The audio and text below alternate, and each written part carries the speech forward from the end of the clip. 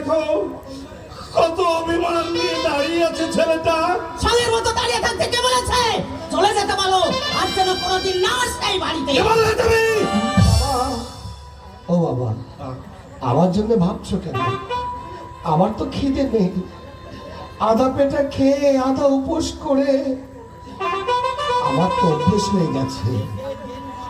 আজ না হয় পুরো উপোসই করবো। জানো মা কি কখনো ছেলের উপর রাগ করে থাকতে পারে? আজ না খাইয়ে তাড়িয়ে দিচ্ছে, কাল আবার ডেকে এনে আদর করে খাওয়াবে।